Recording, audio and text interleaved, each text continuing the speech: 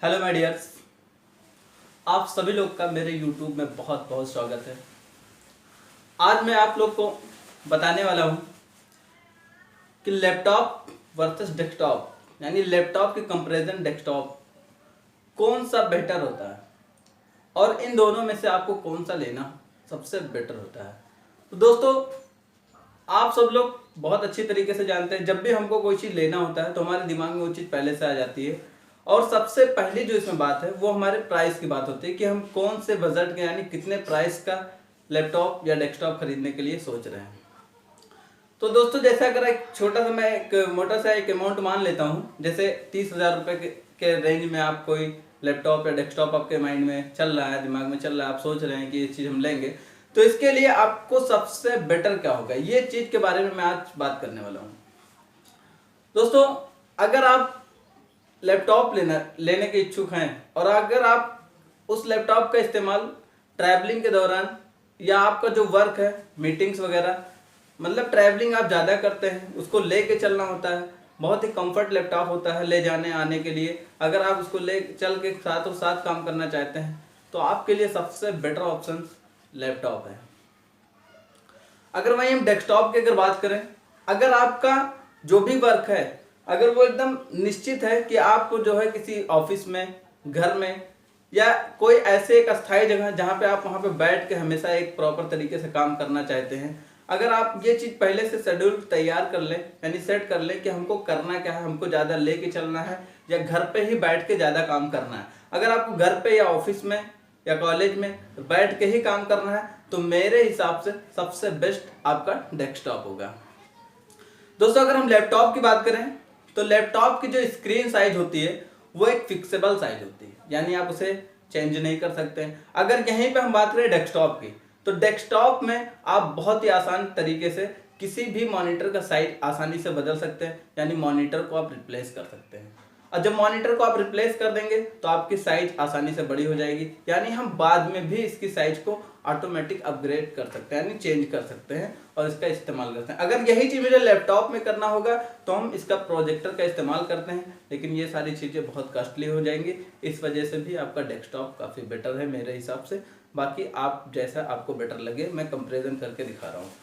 दूसरी चीज़, डेस्कटॉप की सबसे अच्छी खासियत यह है कि आप इसे कभी भी अपग्रेड बहुत आसानी से कर सकते हैं। अपग्रेड का मतलब आप इसमें सबसे इंपॉर्टेंट बात होती है कि आप इसमें मेमोरी, प्रोसेसर और हार्ड डिस्क, ये सारे चीज़ को भी बहुत ही आसानी से मतलब चेंज कर सकते हैं, बढ़ा सकते हैं अपने एलिजिबिलिटी के हिसाब से। यहीं पे अगर लैपटॉप की बात करें तो लैपटॉप में सिर्फ आप मेमोरी और हार्ड डिस्क के अलावा यानी स्टोरेज और मेमोरी के अलावा आप लैपटॉप में कोई चीज़ नहीं बढ़ा सकते हैं। अगर आपको बढ़ाना, यही दो चीज़ अगर आपको बढ़ाना है तो इसके लिए आपको बहुत बड़े एक्सपर्ट यानी एक एक्सपर्ट की ज़रूरत पड़ेगी।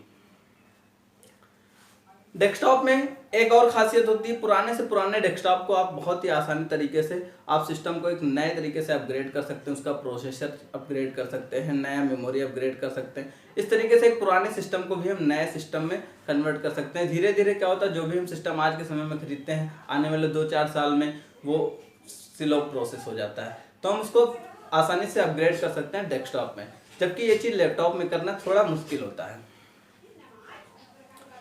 दोस्तों, लैपटॉप में आप बहुत ही हैवी वर्क नहीं कर सकते हैं, जबकि डेस्कटॉप में आप कोई भी वीडियो एडिटिंग, गेमिंग, देखे होंगे जितने लोग भी वीडियो एडिटिंग या गेमिंग का काम करते हैं वो सारे लोग डेस्कटॉप पे करते हैं। क्यों? डेस्कटॉप पे हमको अपनी ज़रूरत के हिसाब से स्क्रीन मिल जाती है, मॉनिटर्स मिल जाते हैं और साउंड क्वालिटी भी काफ़ी बेटर मिल जाती है। वहीं पर अगर लैपटॉप की बात करें तो आप लैपटॉप में ये सारी चीज़ें बहुत आसानी से नहीं कर सकते हैं, जितना अच्छे से एडिटिंग आप जो है डेस्कटॉप में कर सकते हैं बैठ के। दोस्तों, अगर परफॉर्मेंस की बात करें तो डेस्कटॉप सबसे टॉप लेवल पे परफॉर्मेंस देता है और वहीं पे डेस्कटॉप के कंपैरिजन लैपटॉप थोड़ा सा पीछे हो जाता है। इसके बाद अगर हम बात करें, डेस्कटॉप में आप कोई भी 4K स्क्रीनिंग आसानी से ऐड कर सकते हैं, वीडियो बना सकते हैं। लैपटॉप में ये सारी चीज़ें करना बहुत ही मुश्किल होता है। अगर लैपटॉप में ये सारी चीज़ें आपको करनी है तो ये मान के चलिए कि आपका लैपटॉप काफ़ी कॉस्टली हो जाएगा।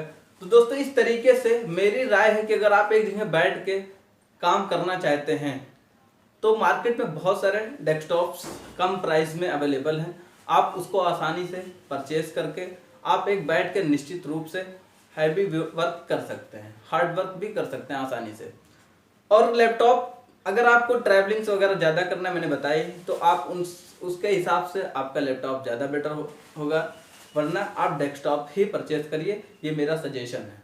तो लैपटॉप और डेस्कटॉप के अगर कंपैरिजन करें तो लैपटॉप से कहीं बेस्ट आपका डेस्कटॉप होता है। बस इसमें शर्त यही होती है कि ये एक ही स्थाई पे होता है, और जबकि हमारा जो लैपटॉप होता है वो काफ़ी पोर्टेबल होता है, आसानी से हम इसे कहीं भी ले जा सकते हैं। दोस्तों आज का वीडियो मेरा इसी पे था।